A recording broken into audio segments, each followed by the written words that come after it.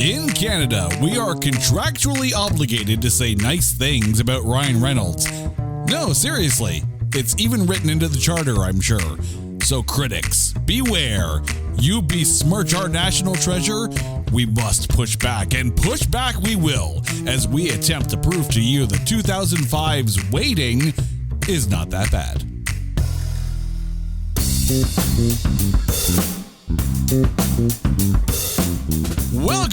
Welcome to this edition of It's Not That Bad, the podcast that looks for A grades in B movies. And yeah, we're Canadian, so it is time to grab our swords and our shields and prepare to defend the work of one Mr. Ryan Reynolds and everyone else who was involved, because we are talking 2005's Waiting ... I feel like I have to put the ... in there because it is legally part of the name of the movie.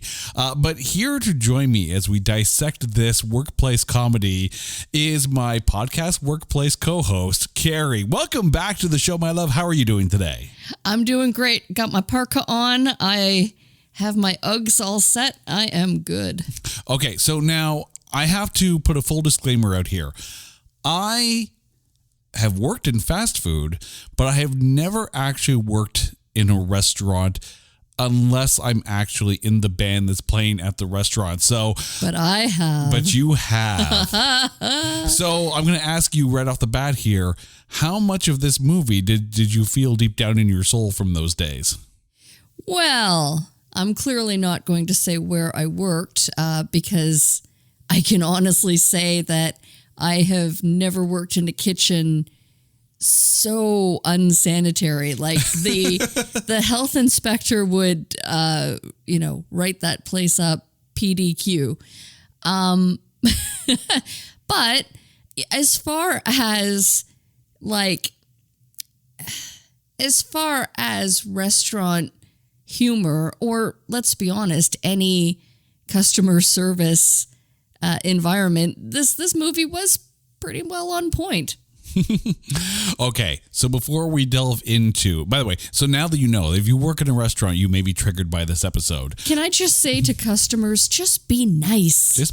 It costs nothing to be nice to people. Be nice to your server. Patrick Swayze's rule number 3, be nice. Just be nice. Just be nice. Don't be an and you're not going to get the booger nuggets in your gravy.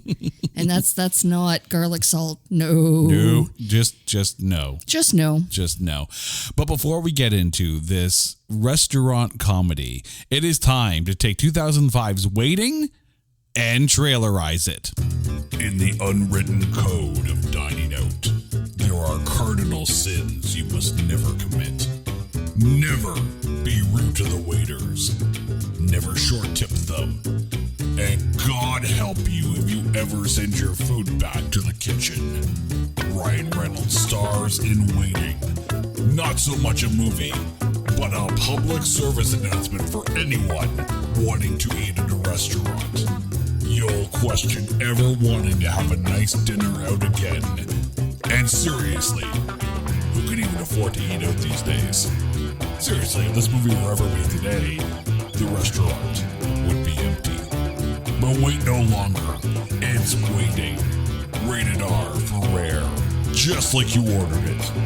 No, you ordered it rare. Trust me. Eat it rare, or there's no protection for what happens next. Luckily, I like my steak rare.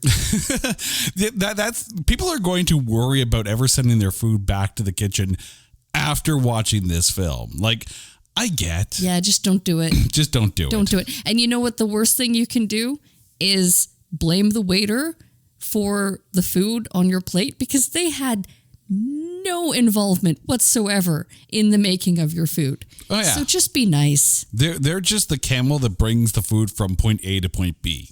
And you know what? They have how many tables yelling orders at them? Like, you know what? Mistakes will be made. Be nice. Exactly. Although, and I have to point out, because we are recording this podcast in 2022. So, dining out these days is very different than what dining out was like in 2005. So I can imagine how this film would feel really different, like right in the thick of the pandemic when people are just starting to get out to restaurants again. That's, yeah, no. Just no. But let's get to this movie. It stars Ryan Reynolds, Anna Faris, Justin Long, Luis Guzman, Dane Cook, Jordan Ladd, Emmanuel Tricky, and again, I do apologize if I mess up any names. Idiot, Basement, Microphone I Am, Wendy Malick, and many, many more. But there is an almost starring in this one. In the role of Danielle, as played by Jordan Ladd, she was the girl that was in the relationship with Luis Guzman's chef and has sex in the bathroom with him. They offered that role to two people, according to IMDb: Molly Sims and Paris Hilton. Ooh. You're trying to picture the Paris Hilton in that role, aren't you? You know what? As sweet as she is, I don't know. I think they made a good choice. Mm-hmm. I mean, if you don't know who Jordan Ladd is, you might remember her from other movies like Embrace of the Vampire comes to mind. There are others, but it's Jordan Ladd, so it's all good. This film is written and directed by Rob McKittrick. He has, aside from also writing Still Waiting, he's currently writing Wedding Crashers 2. And he was also the screenplay writer of Tag. Ooh, love that one. I know you do. I love that movie. We'll have to see if that one actually qualifies or not. Because I know no, it doesn't. It doesn't? No. You've checked, haven't you? Yes, I have. This film, according to IMDb, had a budget of $3 million only and made a worldwide box office of $18.6 million. When it debuted on the October 7th, 2005 weekend, it debuted at number 7 with a $6 million take. So for a $3 million film to be able to double its budget back on opening weekend, that's pretty cool. But let's give you an idea of what else is in the theaters that weekend. Debuting at number 1 was Wallace and Gromit: The Curse of the Were-Rabbit. That debuted with a $16 million gross. This is, of course, the North American domestic box office. Also debuting that weekend, In Her Shoes debuted at number 3. That was $10 million.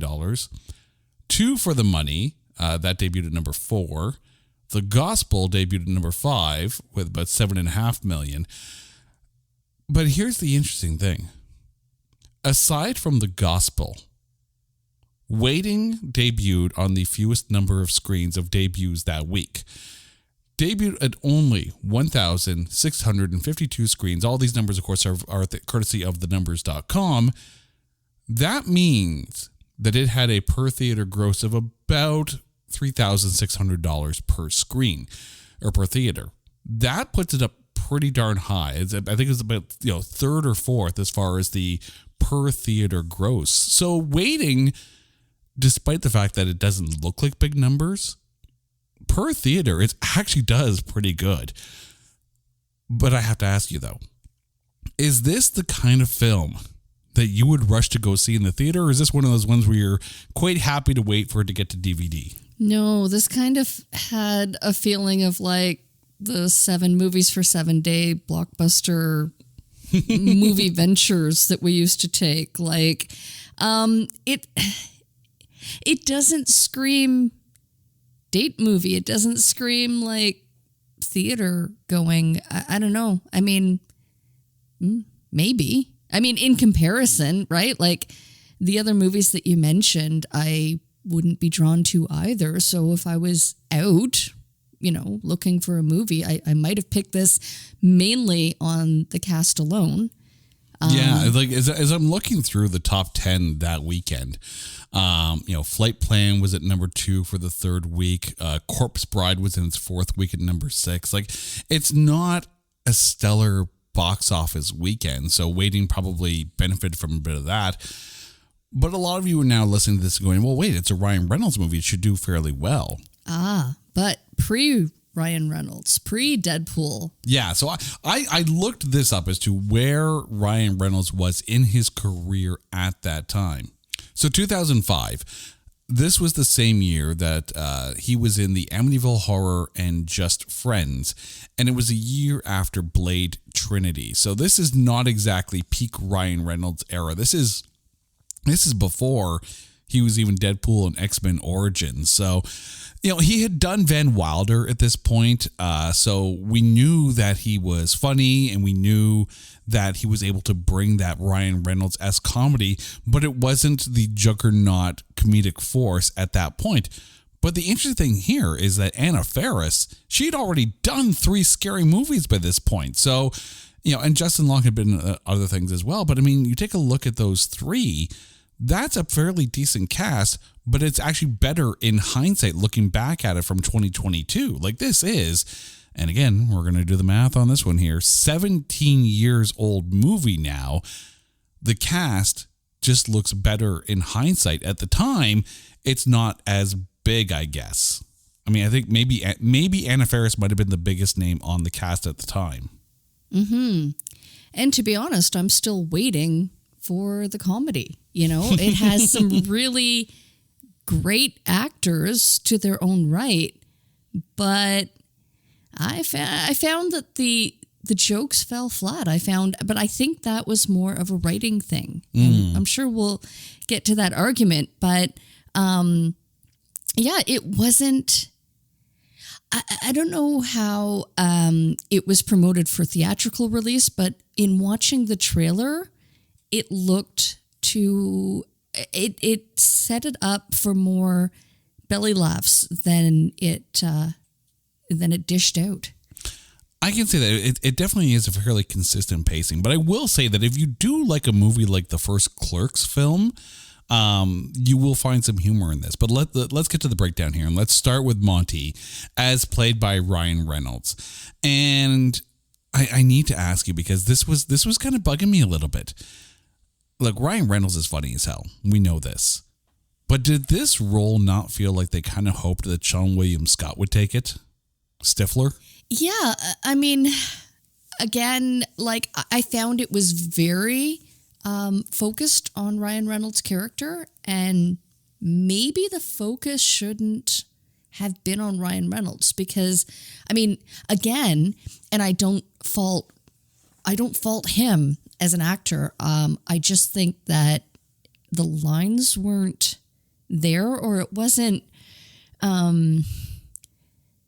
It's almost like, why is he the main focus? You're watching the entire movie to kind of expect something big from him, but really the storyline is on. It's on Justin Long. It's on Dean Justin Long. Yeah. I'm glad you brought this up. Okay, so let's put this in. This needs to be out there. Okay, this was released in 2005. Clerks was released in 1994. And I have a feeling we're going to be drawing a lot of Clerks comparisons, because this is a day-in-the-life slacker workplace comedy, very much like Clerks was. Like, if you're drawing the parallels, Ryan Reynolds is Randall and Justin Long is Dante in this. Well, not only that, but the two stoners the bus boys, right? I'm like, okay, discount Jay and Silent Bob. Yep. I actually have that written down in my notes. I swear I didn't, check the cheat sheets before. You checked my work. But really, I mean, it felt like watching Clerks, only without the humor. Like Kevin Smith. No. The humor is there. Well, okay, but Kevin Smith has a way with dialogue that, the lines are presented and they're funny, right? Like Dante, right? I'm not even supposed to be here today. Just that one line is funny. Mm-hmm. It's and that's what I was waiting for. Literally. Yes, waiting, ... waiting, what the... where's the humor? And again, not the actors, but I think it's a script fail. I don't know if it's a script fail, but I think it's a focus fail. And I think you were right. I think this should have focused more on Justin Long. And, rather than draw a Clerks comparison here, I want to draw an American Pie comparison. The first American Pie film, that's Jason Biggs' story. Everyone else had their little side plots as well, yes, but it was Jason Biggs' story. And then Sean William Scott stole the scenes that he was in, but it was still at the heart of it all Jason Biggs' story. This was supposed to be Justin Long's story, playing Dean. But it tended to focus on Monty more because Monty had the funnier lines. I wish it focused more on Dean, because then I think it would have had a bit more of a connective tissue all the way through. I think Monty is funny. I think Ryan Reynolds brought a lot to him and really, probably has some of the most memorable moments in the film. But I think the heart of the story of this film is maybe under focused on. That should have been Justin Long's, when you take a look at the poster, go to IMDb, take a look at the poster, right? It's Ryan Reynolds up front with Anna Faris and Justin Long in the background. It should be Justin Long up front with everyone else behind him. But I blame Ryan Reynolds because of his charisma. I think that in any of the scenes, damn you handsome funny man. He would automatically have stole the show. He is the front and center of the attention, and I don't think there's anything that could have been done to change that with him cast. The thing is though, and I do wonder because Rob McKettrick, who was the guy who wrote this, you can always tell when someone's writing it. And we talked about this during America's Sweethearts. Billy Crystal wrote that movie, and you could see how he kind of wrote John Cusack's role for himself, because you could see and hear a lot of those Billy Crystal isms in the dialogue. I have a feeling that Rob McKittrick's writing in this, he saw himself more as the Monty, and probably had a good friend of his that he modeled Dean after. So if he saw himself as Monty, then of course Monty's going to be the focus and everything's going to happen around him. It took away, the character who had the best arc was not the main focus of the film. Mm-hmm. And I can see how that would kind of deter the critics from really seeing, kind of the beauty of Justin Long's story. But since we're talking about Justin Long, how was Dean for you?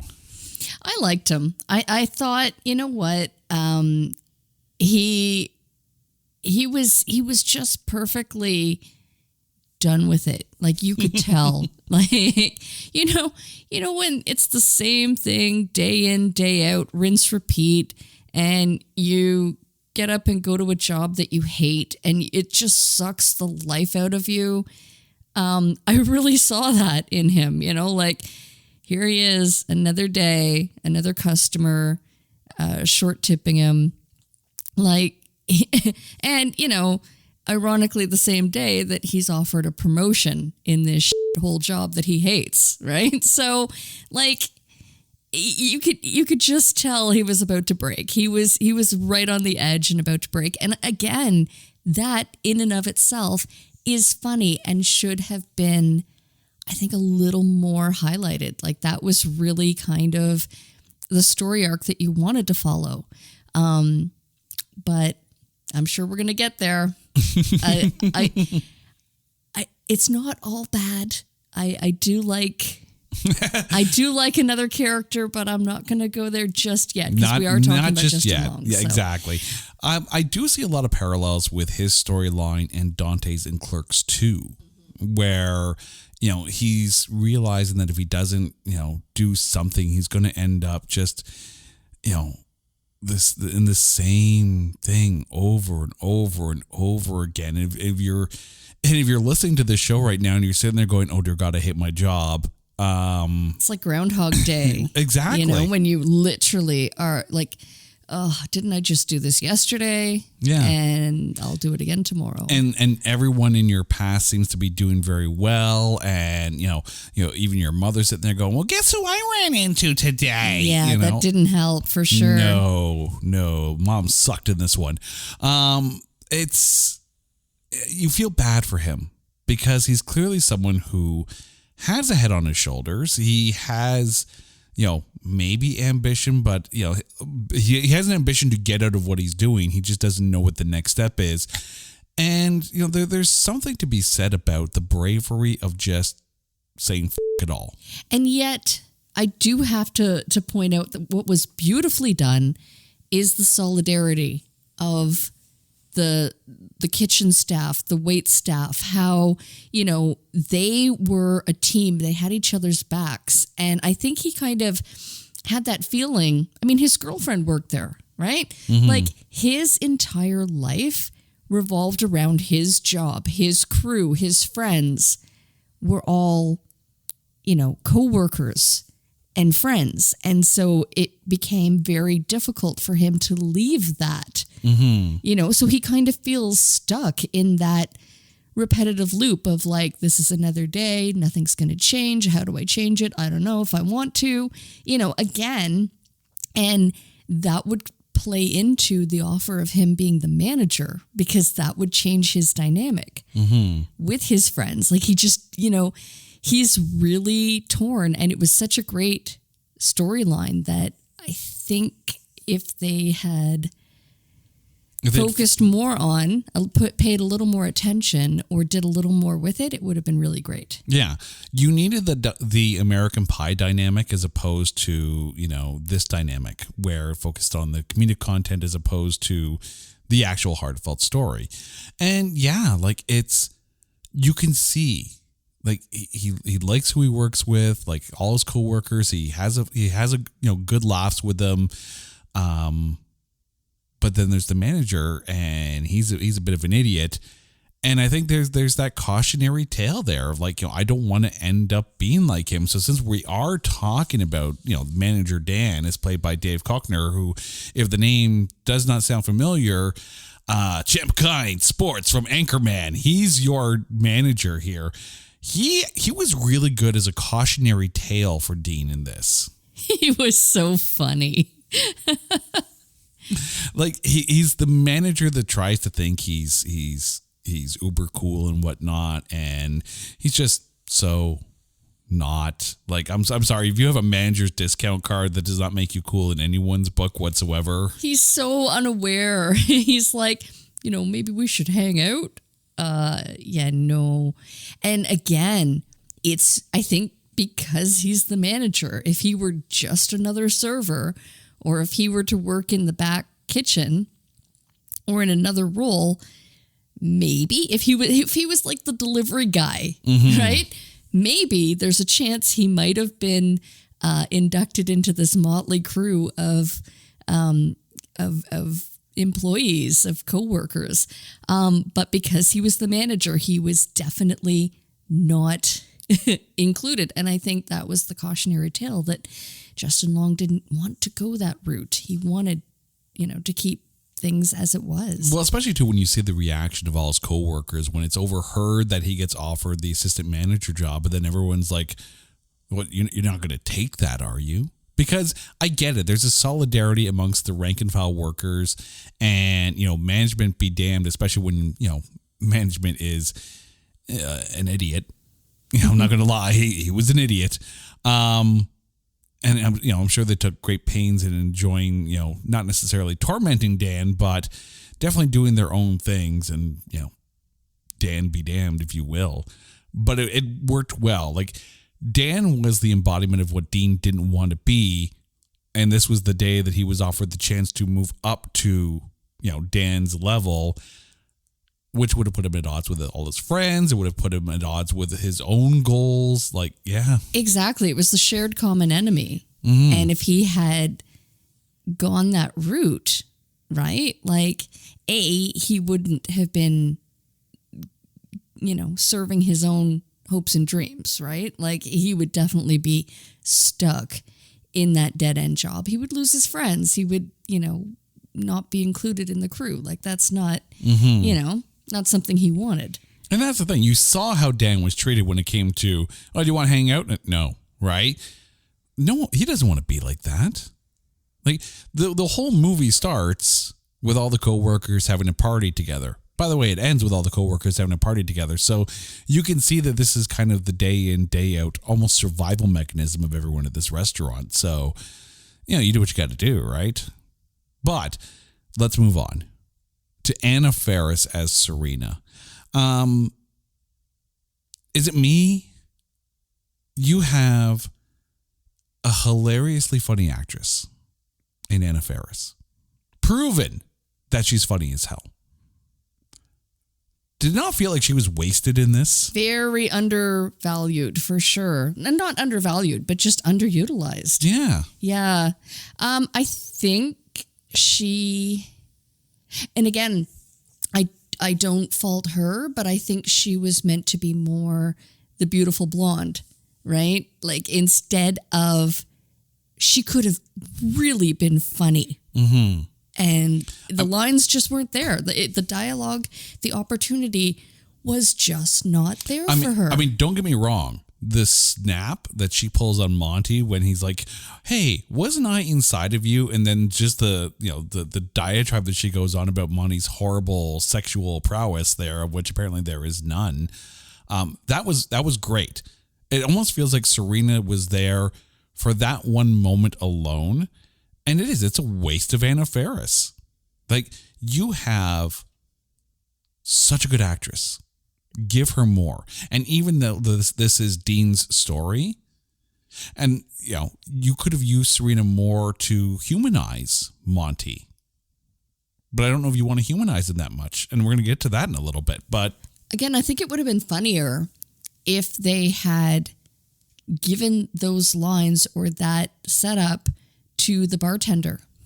Oh, Emmanuel Trickley, yeah. Right, who kind of like, you could tell there was that kind of like tension. I don't know if they hated each other or, you know, but definitely like, I mean, it would have been even funnier if maybe like that was, I don't know, that moment that clicked, you know, for her. Like, again, I think Anna Faris kind of got a raw deal. She was written as like the beautiful blonde, and that, you know, it could have been way funnier. Yeah.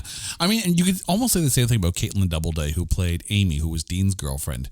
Now, that being said, Amy had more to do because she was, you know, helping Dean through whatever it was that he was going through, but also she was the one that had to deal with the, let's call it, the Karens at the restaurant. She had to deal with them. So yeah, but she was meant to be sweet and innocent, not necessarily. She wasn't as hardened as Serena or Naomi were. No, where you had, you know, the beautiful blonde that, you know, she gets I hate to say it, but she gets the guy tables, right? Yeah. And then you had like the sweet server, and she would get the really difficult customers, and then you'd have like just the bat crazy waitress, which, you know, can go unhinged at any given moment. Yeah. Oh, Naomi. Yes. As played by Alana Ubach. I'm sure there are people who have, you know, waited tables and have done the very thing that she's done. You know, all smiles and sweet. I'll just get that right for you. And then as soon as it gets to the back, it's like that little, you have your hand raised. Oh, there is nothing more cathartic than going to the back room where you know you can't be heard. Your silent screams, your laser eyes, your, you know. Oh, come on. Say it like I mean it. But I'm very serious, right? Who works in customer service of any, you know, environment, whether it's a restaurant, whether it's retail, whether it's fast food, wherever it is that you work with the general public,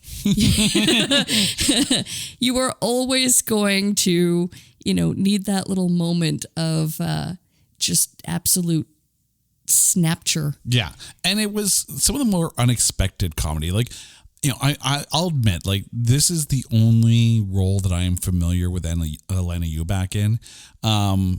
She outshone a lot of the rest of the comedy in this, just with Naomi's manic, almost psychotic presence, like, and her ability to go from I will rip your heart out to I will serve, here's your plate, sir, then go back and start, growling again. It was hilarious. She was funny as hell. And she has her hand She's up again. She's my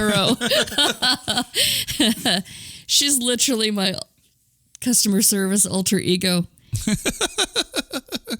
I am so glad I never went to the restaurant that you worked at. Okay.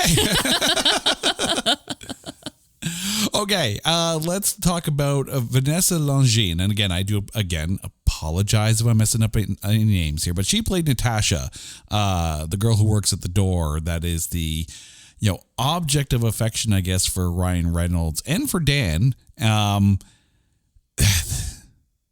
We got to call this out here, right?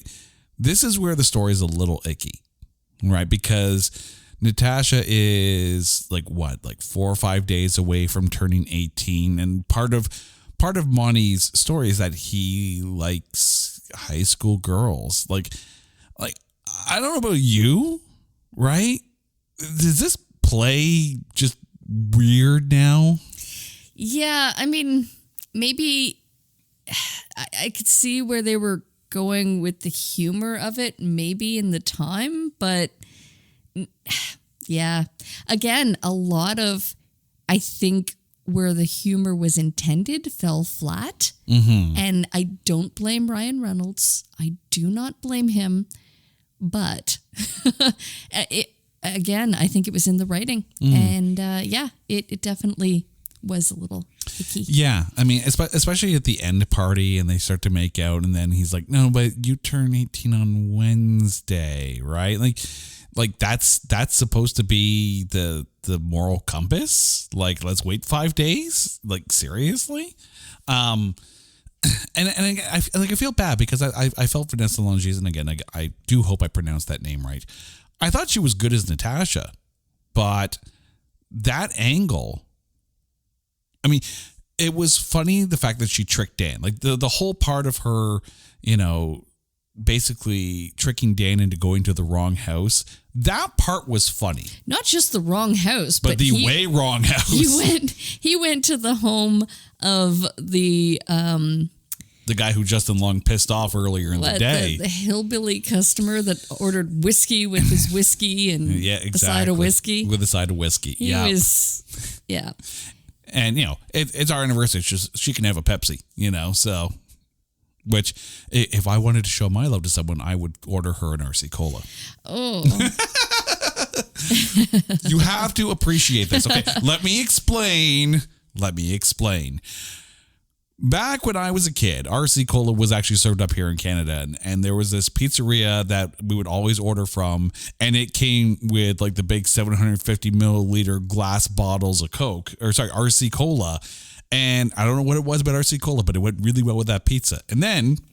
Growing up, I felt RC Cola was like a ghetto cola. Yes, you can address your calls and emails to it's not that bad. but burn, carry at the stake. But yeah, RC Cola, ghetto. But here's the thing. Somewhere in like the early... mid-noughts of like 2005, 2006, they stopped shipping RC Cola to Canada. And I that felt, was thanks to me. I put a block on it. And I felt an emptiness in my soul because I could no longer get RC Cola here. And it was still to this day, my favorite. Forget Coke, forget Jolt, forget Pepsi. It's RC Cola. You can't get it here. We just went on vacation driving through the States and I found RC Cola. I had like bottles of it. Every time I'd be like, hey, sweetie, do you want some? She's like, yeah, no. Just no. No. So I'm going to put this out here, okay?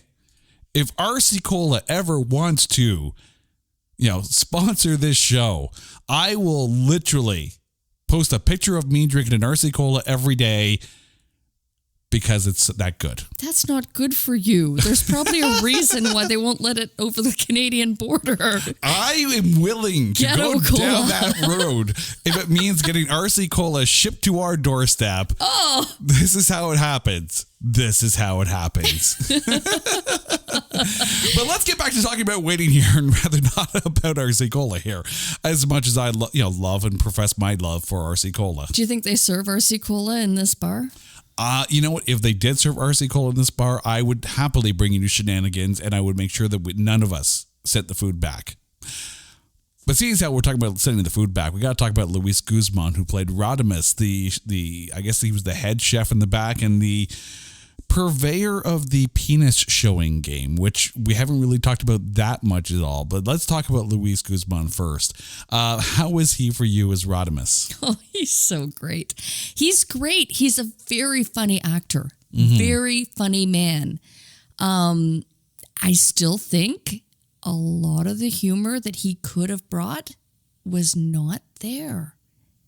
Really? I think he was okay, but he could have been so much funnier. And I don't blame him. I think it just wasn't there in the script. The opportunities were not there. See, okay, so let's explain, because, we can't really drop the words penis showing game and really not explain it. By the way, spoilers, Turkey like a mofo. So they have this game in order to kind of keep their sanity about them as they're working at Shenanigans, is that they will try to catch people off guard or trick people into looking at their penis. Not in the dining room part of the restaurant, though. Thank God. Well, Thank they cut God. that scene. That was in the outtakes. But, so in the back, right, they'll when no one's looking, they'll like whip it out and they'll shape it in a different way. They had all these different poses like the brain and the bat wig, and you can just imagine the puppetry of the penis that's going on down here. They never actually show it. It's always implied. But as he's explaining this to Mitch, the new guy, you can just, and we're going to talk about John Francis Daley, who played Mitch next. You can just imagine your own self, like sitting there listening to this guy telling you about how everyone likes to show their penises to each other, and it's a game. They make a game of it, and if you see it, if you're caught looking, they get to kick your ass. Like it was funny. It was funny as a gag in the movie and as a running gag throughout. Obviously that would never fly in real life, but it's, it allowed Luis Guzman to have those funny moments. That place was an HR nightmare waiting to happen. An HR nightmare, a health inspector nightmare, so much wrong with Shenanigans. So much wrong. But let's talk about Mitch, as played by John Francis Daley. I'm always impressed when people can, just tell the story without having to say a word. And I don't think Mitch had much in the way of script throughout most of this movie here. But yet still, every time his reaction to the everything that's going on around him, like, he is everyone's first day in shock and awe. And if the words penis showing game didn't tell you where this movie was going in the first place, you can just imagine just the look of abject horror as he's taking this all in. How was Mitch for you?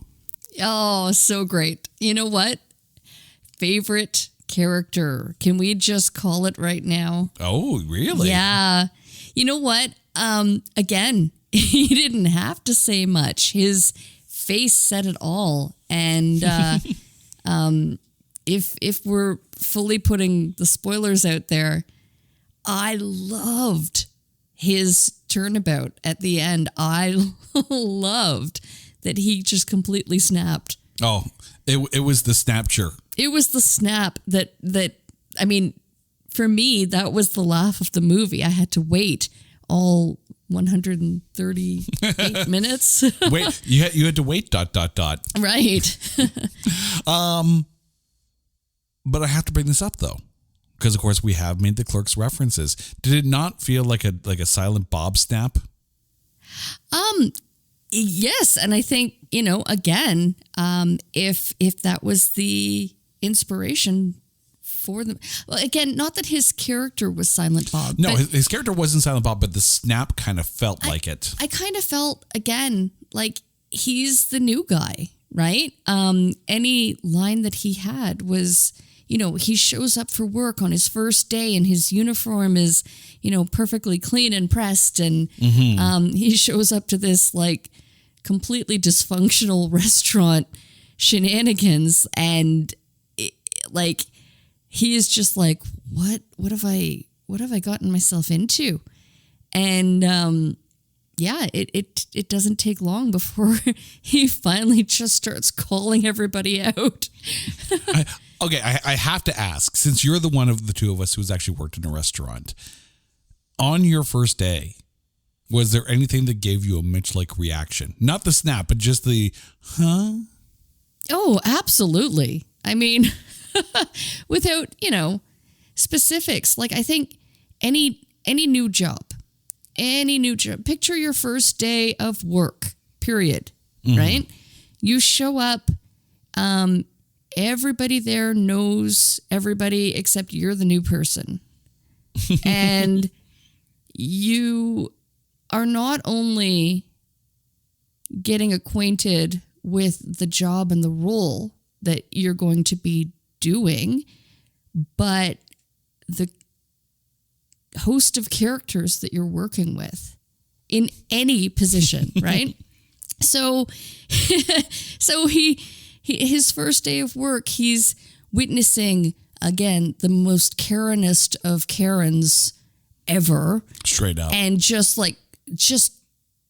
she's completely abusive. She's verbally abusive to the wait staff. And he's realizing that that's going to happen to him. And then he sees the other side of it, like how the kitchen staff, so he sees the camaraderie between the servers and the kitchen, and where they did their little vote with the thumbs kind of at medium, and then waiting for Amy to make the final call because that's her. Yeah, up or the thumbs down, and then Amy gives the thumbs down, and that's where they unleash on the customer's meal on the steak. Boogers in the gravy, and scratching off the dandruff as garlic salt onto the steak, and it's just the nastiness. But again, where I'm going with that is like he sees it all. He sees the job and all of the dark side of becoming a waiter. He sees the differences in characters that he's working with, and he sees the good and the bad, right? Like he I don't know, kind of doesn't take well to it and just snaps and starts calling everybody out. And it's funny. I thought until he gets them with the goat. Until he gets them with the goat. And then he becomes one of them. Exactly. One of us. One of us. A few more characters to talk about here. Rob Benedict, who played Calvin, is the guy who couldn't pee. I have to put this out there. By the way, there is a sequel to this film called Still Waiting. A sequel. IPs and sequels. You know what's funny? Calvin in this, to me, he was okay. He was a side character.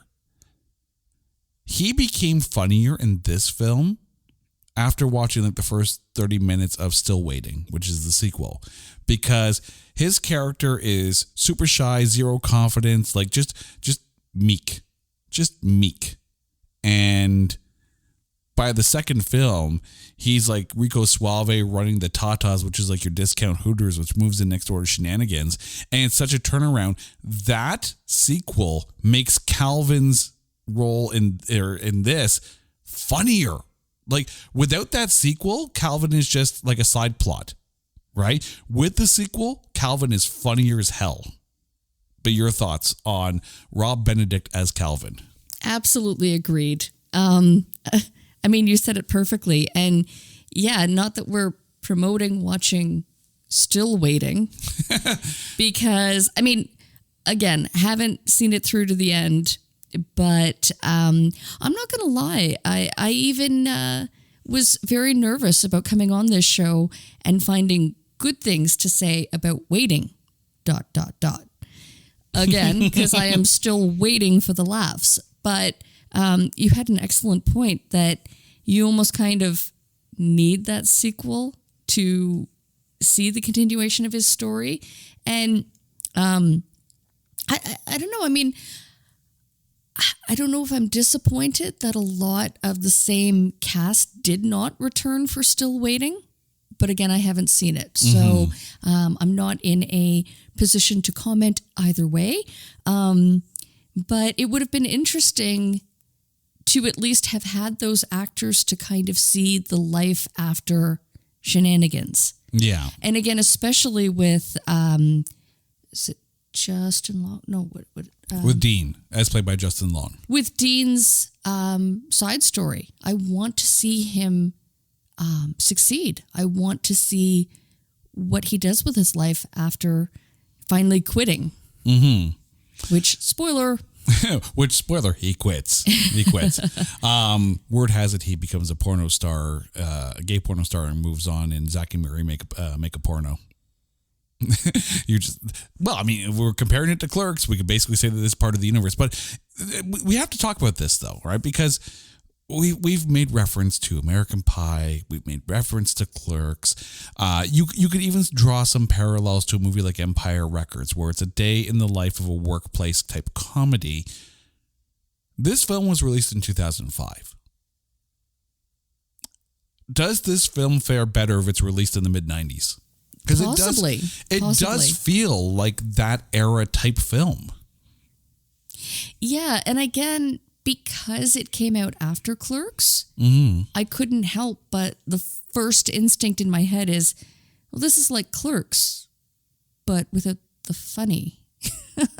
Like, Still Waiting. Yeah, but I mean, a lot of those films from back then, you go back and watch it now, and they may not be as funny either. A lot of the humor, I don't know if it feels of the time or not. I think it's a good film.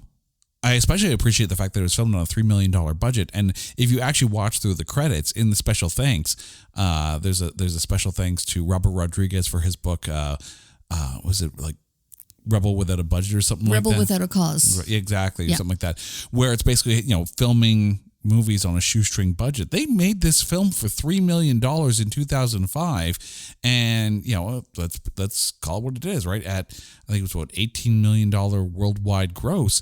You are 900 times 600 times or whatever, because math is hard. 600 times your budget made back. Like, that's good, and you can get the feeling that this was probably a fun film to work on with everyone that was that's going on. True, but when you think about location, though, it was either at the restaurant or at the house where they have the party. Yeah.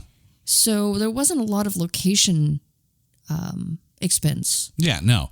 But I mean, making movies still costs money, especially when you have, again, a Ryan Reynolds and Anna Faris and Justin Long. These are actors who were either on the come up or already making it big. Like Anna Faris, Scary Movie 3, already.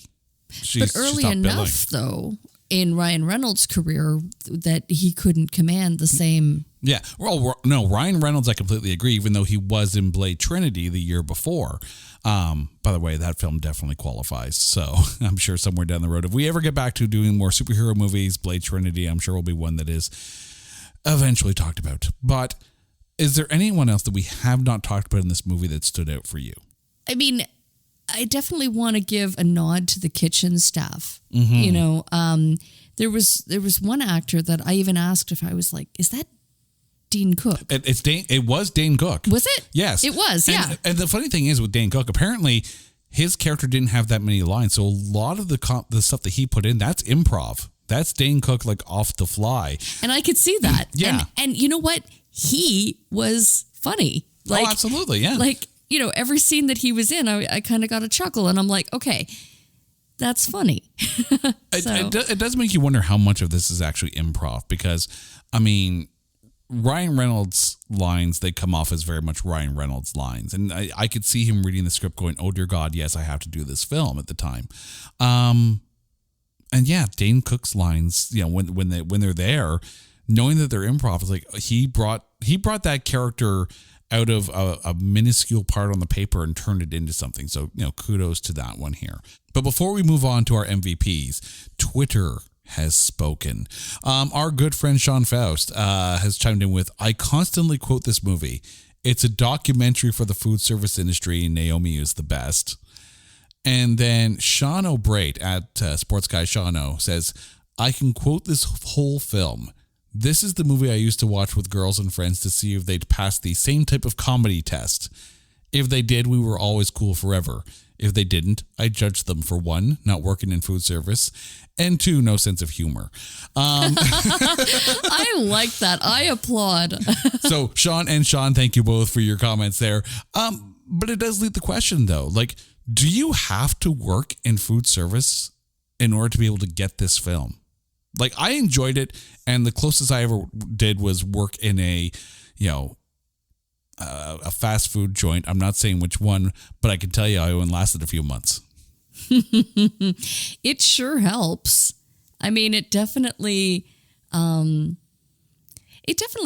but I don't think it's completely, it's not a prerequisite to find the humor. I mean, it's not mandatory. No, because you know what? Again, it's like any work environment where you have a very close-knit group of slackers, right? Like, and not that they were slackers. They showed up, they did their job. They had very challenging customers. They begrudgingly did their job. Yeah, but they also had a very challenging host of customers, and that can happen on any given day in the food service industry. So definitely, you know what, it was kind of there's a word. It was like an over-exaggerated day in the life of the food service industry, and I think it was fun. I will admit that if the takeaway of this film is that working in food service industry sucks, you're probably not wrong. But I think there's also a takeaway that you can get through any crappy situation or any job so long as you have good people to work with. Not necessarily under, but at least good people to work with, people on your level. And I think this film really, really did show that there is that camaraderie at the rank and file level. Just, don't show your penis. That's pretty much what it boils down to. But it is time to lay it on the line. Carrie, who is your MVP of waiting, ... Oh, Mitch. Okay, John Francis Daly as Mitch, the new guy. Why for him? Again, like, he didn't his comedy shone through. Or shone through. Like, it was again, he didn't have to have the lines, but his facial expressions made it funny. Yeah. Oh, absolutely. For me, it was Naomi, as played by Elena Eubank. Like, just her ability to walk that psychotic line back and forth throughout the restaurant.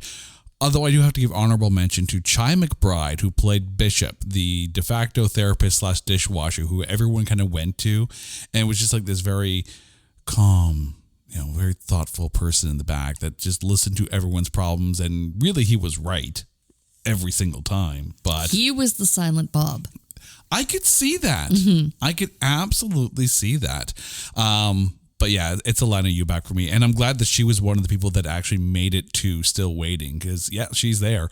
Carrie, thank you for joining this. If you are interested in watching Waiting ... you can actually find it on Netflix right now. So please, by all means, give it a try. And I think Still Waiting is on either Tubi or Roku or one of the two there. So if you really want to go down that road, go ahead and go down that road. But until next time, Carrie, thank you so much for this. And to you, our listeners, you guys know the drill. If there is a film that is unfairly maligned or you think is bad enough, that there's no way in hell that we can find anything good to say about it, hit us up on Twitter at NotThatBadCast, and we will watch it, we will dissect it, and we will find the good things to say, because we are looking for those A grades in B movies. Until next time, she's Carrie, I'm Jay, you're awesome. This is It's Not That Bad. Take care.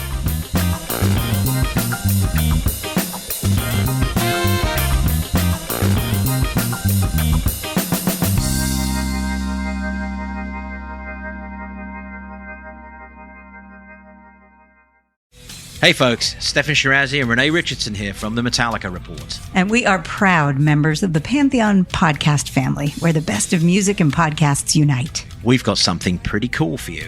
We're giving away an exclusive Metallica merch package worth over $250. That's a whole lot of Scary Guys, skulls, M72, and other sought-after Metallica swag.